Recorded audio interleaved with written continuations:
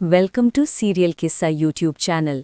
क्या कभी आपने सोचा है कि एक मामूली सा मोहल्ला स्पोर्ट्स डे अचानक इज्जत, प्यार और साजिश की जंग में बदल सकता है? क्या कभी ऐसा हुआ है कि किसी की मुस्कुराहट के पीछे छुपा हो एक राज और किसी की हार के पीछे छुपा हो एक बड़ा इरादा? आज की कहानी में जीत से ज्यादा अहम है वो वजह जिसके लिए कोई जानबूझकर हार जाता है, और हार से भी बड़ा होता है वो पल जब पूरा मोहल्ला आपकी तरफ देख रहा हो और आप जमीन पर गिरे हों।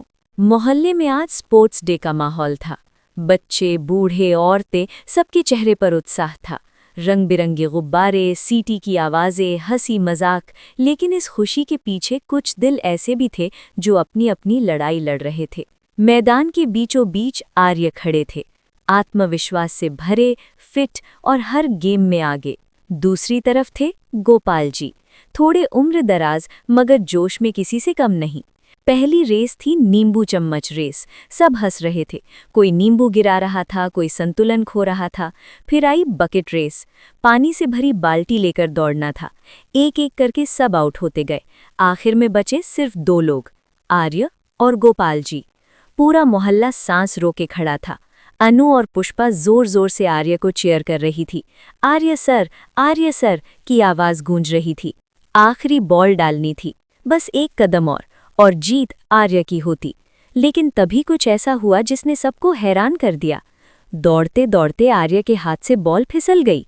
वो पल भर को रुके और गोपाल जी ने बॉल डाल दी। जीत गोपाल जी की हो गई। भीड़ तालियां बजा रही थी, मगर अन्नू की नजरें सवाल कर रही थी।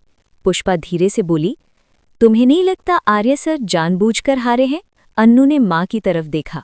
मुझे भी ऐसा ही लग रहा है। कुछ देर बाद अन्नू जूस लेकर गोपाल जी के पास पहुंची। गोपाल जी मुस्कुराए, मगर उनकी आंखों में शरारत थी। मुझे पता है, तुम और पुष्पा एक ही टीम में हो। कैसे चेयर कर रही थी आर्य सर को, देखा मैंने सब। लेकिन फिर अचानक वो रुक गए, जैसे उन्हें भी एहसास हुआ हो ये हार वैसी नहीं थी जैसी दिख रही है। उन्होंने सीधे आर्य से पूछ लिया, क्या आप जानबूझकर हारे थे? आर्य कुछ पल चुप रहे, फिर हल्की मुस्कान के साथ बोले, क्या सबको पता चल गया? उनके शब्दों में कोई शर्म नहीं थी, बस एक सादगी थी। जब मैं और हर्ष मैच खेलते थे ना, माँ हमेशा देखने आती थी।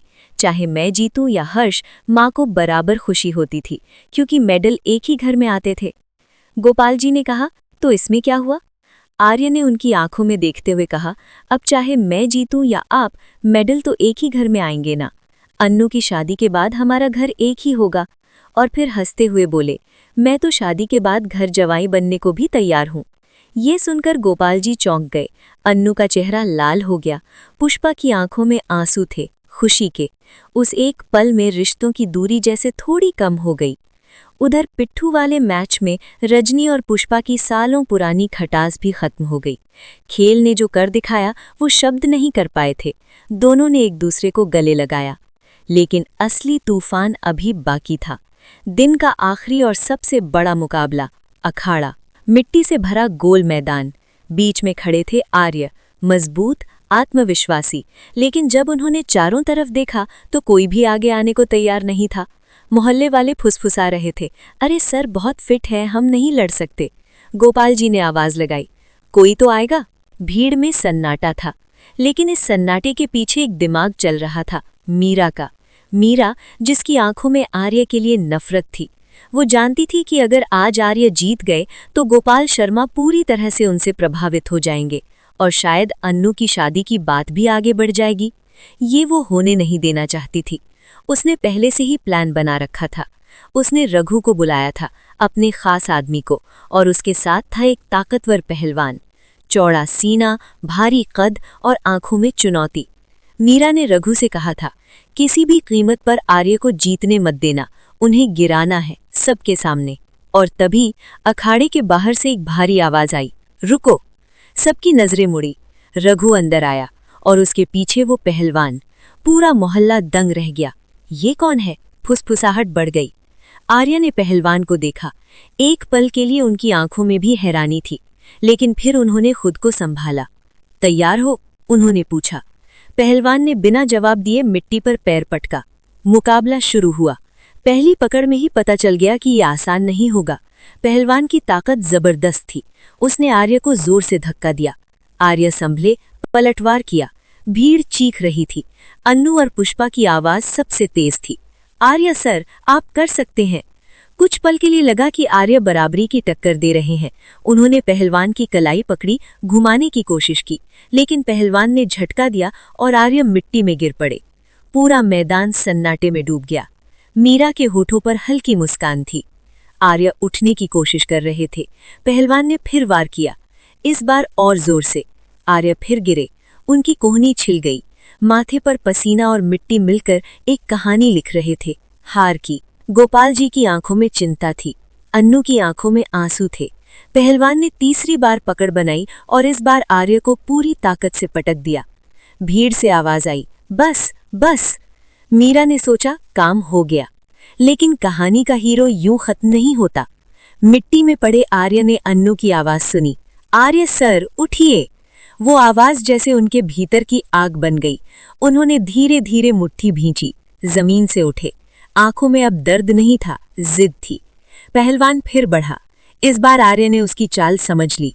जैसे ही उसने पकड़ बनाई, आर्य ने तेजी से करवट ली, उसका संतुलन बिगाड़ा और एक झटके में पकड़कर घुमा दिया।